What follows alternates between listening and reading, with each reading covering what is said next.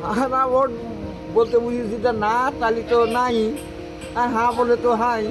আমি এমন সরকার দেখতে চাই যে সরকার দেশের উন্নয়ন কাজে লিপ্ত থাকবে। যাকে ভোটটা দিলে আমার ভোটটা গ্রহণযোগ্য হবে, ভোটটা তাকেই দিব।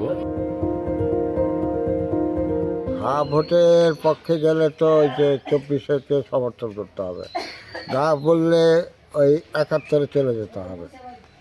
এটা পক্ষ দুইটা, দেশটা জরিপে যা হয়, হ্যাঁ ভোটে যদি জয়যুক্ত হয় তাহলে আমি সেটাই, আর না যদি হয় তার তো বলার আমার কিছু নেই। আমি এমন সরকার দেখতে চাই যে সরকার দেশের উন্নয়ন কাজে লিপ্ত থাকবে, সংস্কার হবে, অথবা যে সরকার ন্যায়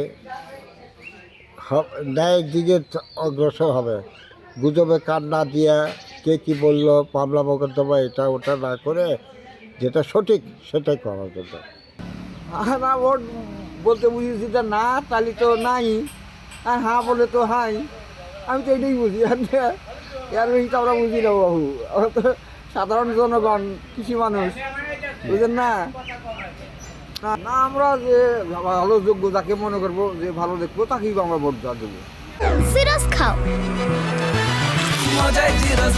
Zero excuse for zero chips. হ্যাঁ না, এটা আমি আসলে হার মধ্যে কি না কি এটা আমি আসলে সঠিক জানি না। ভালো মন্দ অবশ্যই যাচাই করতে হবে। যাকে ভোটটা দিলে আমার ভোটটা গ্রহণযোগ্য হবে, ভোটটা তাকেই দিব।